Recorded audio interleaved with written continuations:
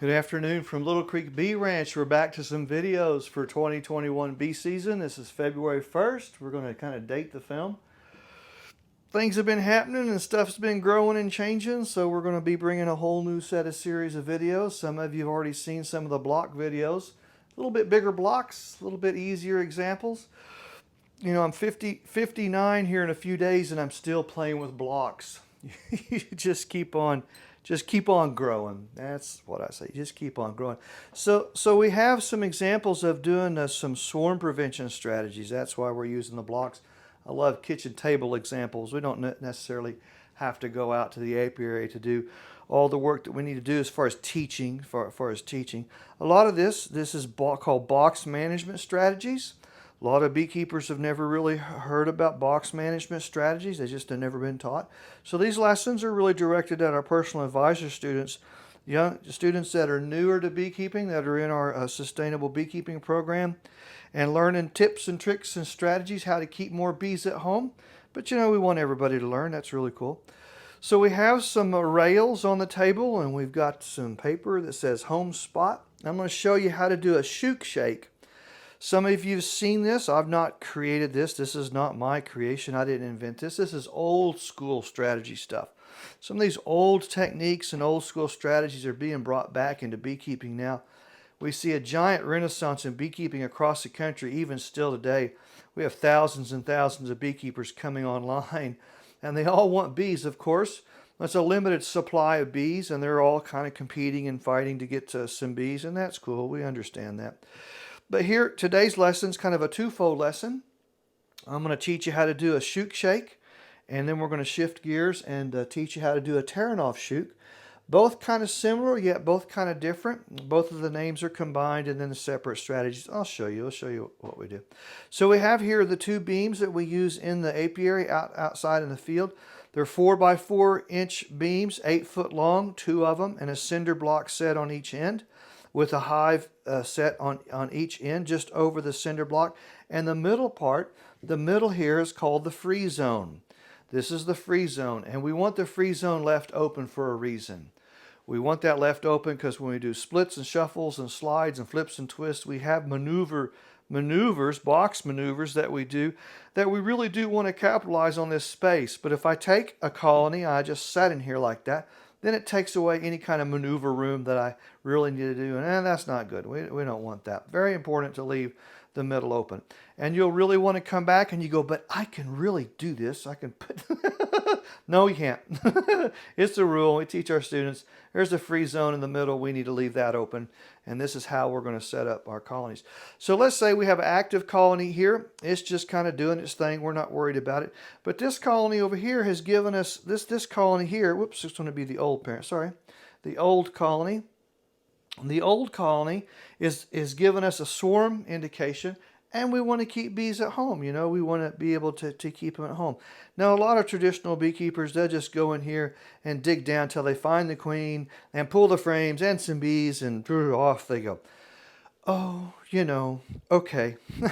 That's traditional. That's traditional. We can do a little bit better for our bees than that. That's really what we call a frame split. Not really a bee split. That's a frame split. We're just finding the old queen, dividing them out, and putting frames in different boxes.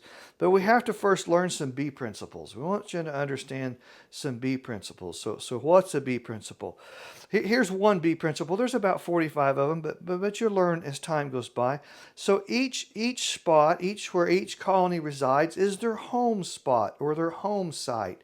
And the bees do orient. We know they orient and fly off in the direction of the food, the sun, their home site, and where the food is. And we understand that. But it's a principle that their home site, they'll always come back to their home site, right? So the bees are spot sensitive. That's a principle. Bees are spot sensitive. Here's another principle for you.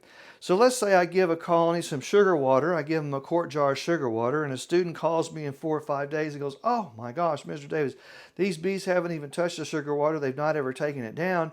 What's going on? Have I done something wrong? I said, no, you have a huge nectar flow going on right now. Bees prefer nectar over sugar water. Always. Bees prefer nectar over sugar water. They'll get to the sugar water when they're ready, but they must be in a big river of nectar. Otherwise, they'd be really sucking down on the sugar water. So don't panic. Don't worry about it. Bees prefer nectar over sugar water. That's a principle. Okay? Got the idea? So there's a whole host of them, and it takes some time. I know it takes some time. If you go to littlecreekbeeranch.com, go to the ebook library site, the page, and look at the B Principles Handbook, and it's only $40, but we've written 8 different ebooks, and that's one popular one, so that students begin to understand, how do these darn things work? These bees are so intelligent, and they're going to really bring the curveball to you. They're going to outfox you again and again and again. So we really do have to work at this thing called beekeeping. Okay, so check this out. So we have an old colony here, and we're going to do a shoot shake, but to the site, we're going to bring 2 sets of new full equipment from bottom board up. Half the frames, because we're going to end up dividing these frames. So I need a half a complement of frames here and a half a complement of frames here. They could be old comb or they could be foundation, however you want to set them up, but half and half. Full set, bottom board, boxes, lids. But you'll end up with one set being a little bit bigger than the other because the parent site will be less bees. Watch this. Here's how we do this. So this colony has given us a swarm indication. We know that they're ready to swarm. So we're going to take the lid and go off to the ground right next to the site. And then we're going to take each box and set it down here kind of cattywampus, not in the grass, but on the lid. And that whole colony will end up right there. That's where we want it. We want that colony right there. To this site, we're going to bring a whole new bottom board. The old bottom board is out, a whole new bottom board, and a new set of boxes, a new set, half complement of frames. And in the middle, temporarily, we're going to set a whole new set of bottom board and boxes. This is called the shoot box. This is the new parent box. And then we're going to end up with some old equipment that's now out. All right? Old bottom board, old boxes, that stuff will be out. Now watch. Here's what we do. This is old school stuff, old school. We're going to take the frame, each frame, and they're going to get brushed off and shaken into the shoot box. Or shoot swarm. It's called different names, but it's the same. Shoot box. Each frame here gets brushed off and shaken here, not here. When we shake a frame off here, the queen, yes, she's going to be deposited here. But if we pull the frame up and there's a queen on the frame, we can set her in a nuke box to be protected. She's out of the way, protected temporarily, and we continue to shake bees over here. That's fine, and we can put her back in there. But if she gets brushed off in there, that's okay too, not a problem. We don't want the old queen to come here. We don't want that. So we're going to take each frame and shake these bees off. Now, how come we just don't take this whole set and just set right here and make my work a whole lot easier? No, because now the bees got to go up and over me, and it's more confusing. We want the colony right here, right next to their home site. Remember, they're spot sensitive. You have to remember that. They're spot sensitive. So as I bring a frame at a time, and I tell my students, don't worry about the bees, just use a stiff spined feather, not a yellow brush. Stay away from the yellow brush. Bees hate the yellow brush. Just stick with a stiff spined feather like a goose feather or something. And hold the frame with one hand and brush all the bees off. Get all the bees. All you're focused on is clearing the frame. And each frame is going to get deposited, and you're going to balance these frames out. Half the honey is going to go, half the brood is going to go. The old queen will end up here. That's fine. That's what we want. But now we don't have a queen here. If in the old frames that you have wet queen cells, yes, you can put a few wet queen cells in here. If you have like 10 or 20, okay, now that's called Christmas time, and you need to be putting some of those frames in little nuke boxes to take advantage of those queens. That's up to you. But you can't be putting queen cells over here with the old queen. If you do, what's going to happen? They're just going to swarm with the old queen because you told them they haven't swarmed yet. So if I shake off all the bees over here and make darn sure that the brood frames have no wet queen cups, you have to inspect the queen cups, and put them in here with the old queen, and over here gets either some wet queen cups, queen cells, or maybe I have to do notch and crush on a frame of eggs. That's a way to incent bees to pull down a queen cell where you lay in the hive tool on some cells with eggs. They'll pull a queen cell down there. It's called notching and crushing. Again, it's a principle. It'd take 5 weeks for them to raise a queen. That's 5 weeks is not going to change. It takes 16 days to hatch a queen, 10 days to fly and mate, 10 days to roll around and learn how to lay. 5 weeks is 5 weeks, and after 5 weeks, you'll have about a palm-sized patch of brood. Best queen they'll ever have. You just have to wait the 5 weeks. Or you come in and insert a live queen right here when you're doing this work in a cage. A live queen that's mated in a cage. Now, some beekeepers like that because that gives me a new queen that's mated of known age and known breed. So they like that. Now she's in there. Italian, Carnolian, Russian, whatever they want to put in there. Here's the old queen, and we'll just take each frame, brush them off, put them in here. And that leaves us with boxes, empty boxes. Brush them off over here, brush them off, old equipment out. This colony is going to be a little bit weaker. So these stacks aren't going to be even. They're going to be a little bit cattywampus. You're going to have more bees over here, less bees here. You're going to feed this group. This group is weakened. You're going to have to feed them some sugar water, but in the process of shaking, all the worker bees, field bees, have oriented to this site. They've come back here. You're focused on the frames. The bees are in the air, coming back. But the bees that stay here are the nurse bees. Mostly nurse bees. It's very important that you understand the difference between field bees and nurse bees. Any bees that are under 30 days old are nurse bees. They're like putty in your hands. You can put them where you want them. So if you have some nukes over here with some queen cells, you can scoop up a handful of nurse bees and just deposit them. You should make sure the queen's not there. That's why you set the queen in a nuke box to the side. You don't worry about it, and you can deposit, and you're balancing out these bees. We don't want to crash this colony. We don't want to do that, right? Just remember, you must acknowledge the difference between a mature worker bee, a field bee, and a nurse bee. They're completely different programs.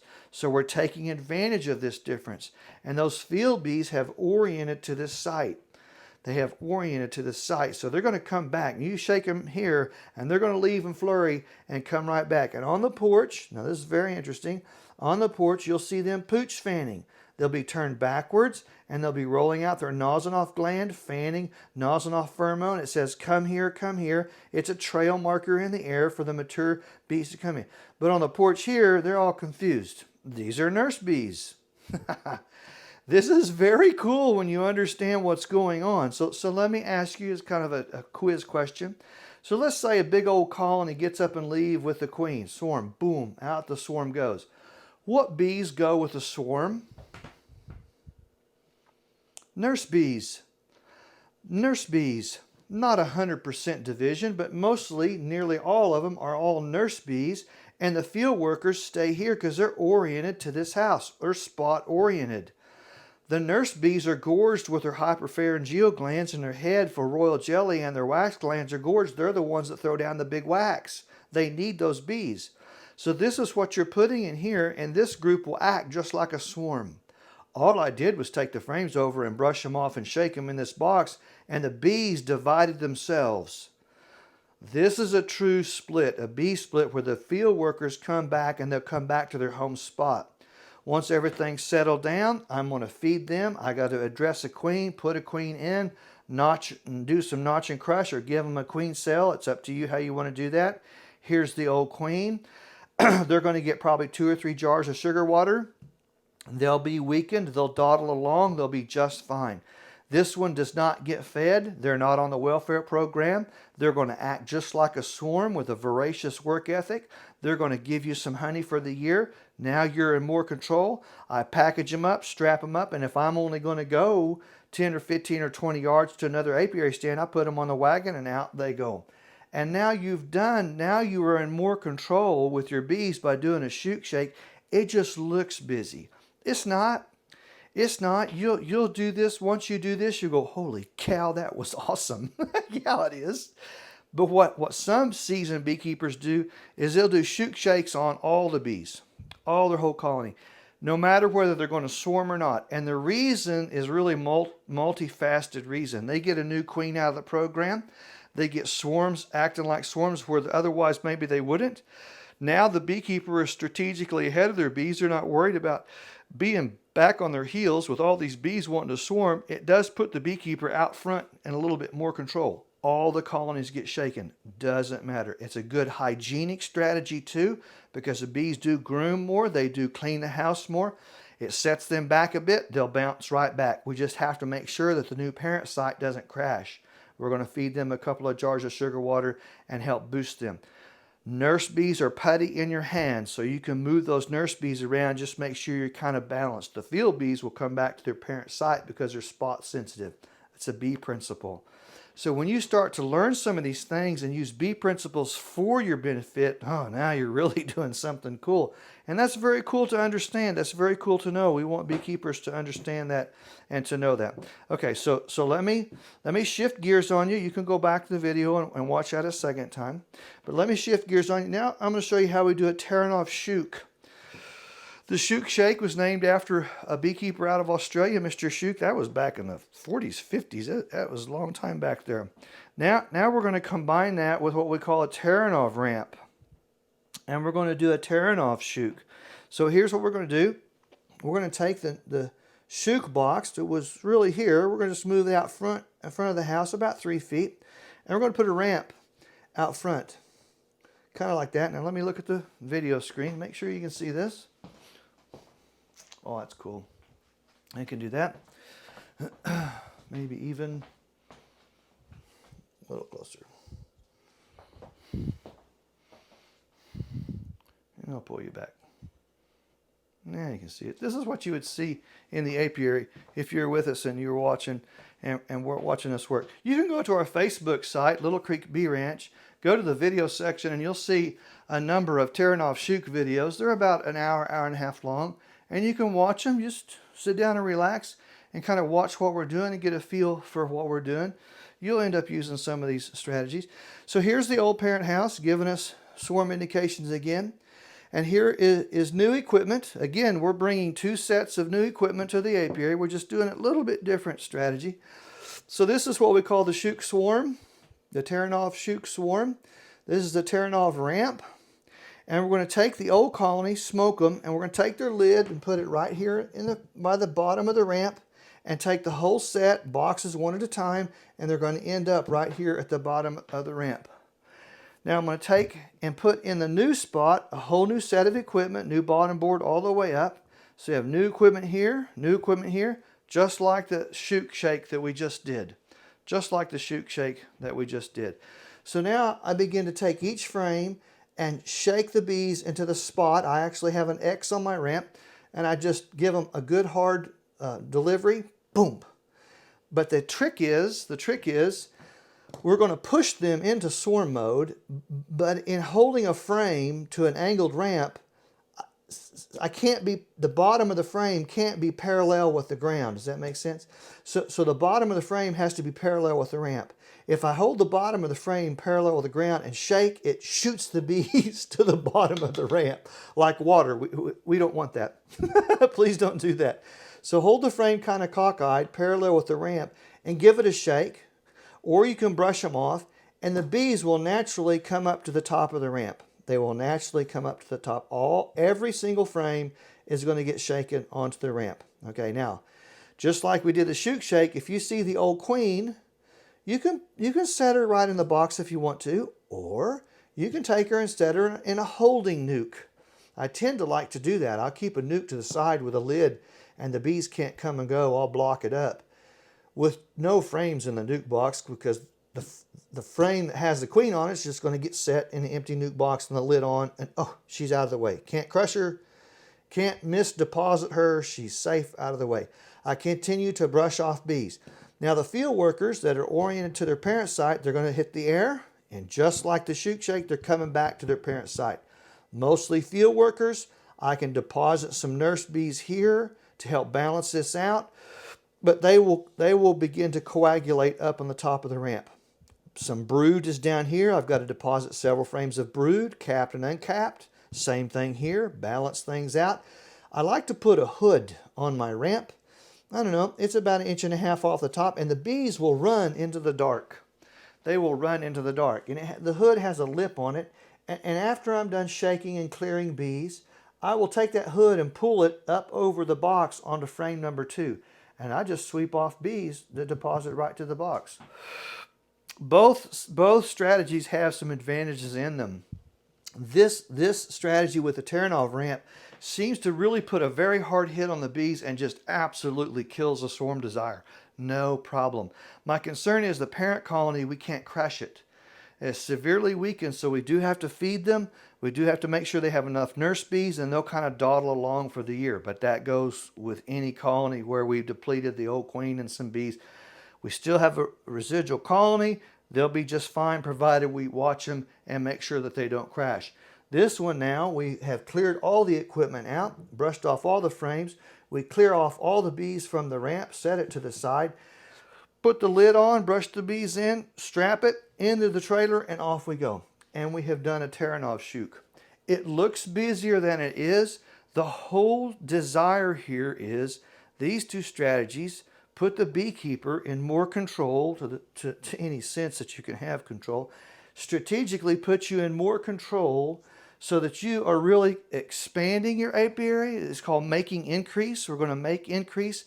But it goes a little bit further than just pulling frames out and just finding the old queen and doing it. We're letting the bees divide. That's the key. The bees are dividing in the air. Just like a swarm leaves, they're dividing in the air. Most of the bees that stay home are field workers that have oriented. Most of them are, with some nurse bees. Most of the bees in the swarm are nearly all nurse bees. Those are the ones that build all the wax so big and fast because their glands are so fresh and they just push out wax like crazy. That makes perfect sense. When you think about bee principles, it makes perfect sense.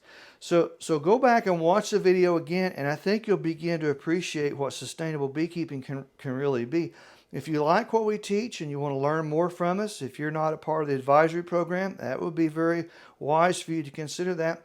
We have students all over the Midwest of the country, Texas, Oklahoma, some were in Colorado, different areas, Louisiana. It doesn't matter. And sometimes I think people are a little bit confused about principles and protocols in bees.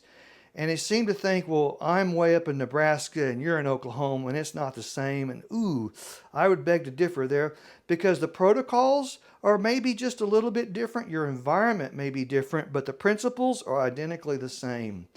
So we teach bee principles. The environments are going to be different from area to area. We know that, but the principles are the same. So I think when you begin to think about bee principles, yes, I can teach a student in Washington State or I can teach a student in Maryland, Louisiana, Georgia, Texas. It doesn't matter. All I got to do is ask them what their weather's doing. That's pretty simple. And once I get the student to understand what principles are, they'll begin to give me feedback. Well, here's what I see in the bees. Great. This is what they're doing. So you really can teach beekeepers in different areas and different states. It's all sustainable beekeeping and teaching them principles to help them excel in their bee skills and teaching them bee principles and protocols and how to handle these intelligent creatures that seem to always outfox us. We always have a challenge with honeybees because they're so intelligent. So if you'd like to learn more from us, go to littlecreekbeeranch.com and look at the Personal Advisor Program. You might consider that. That's a wise move. You also might look at the ebook library where we've written 8 different ebooks. One of them is the B Principles Handbook for Beekeepers. That seems to be a popular one. All of them are popular. Students really like what we do. So if you got questions, you can give us a call or contact information is on the website. There you go. It's 2 strategies for knocking out swarm desire, the shoot shake and the Taranov shoot. Have a great bee season.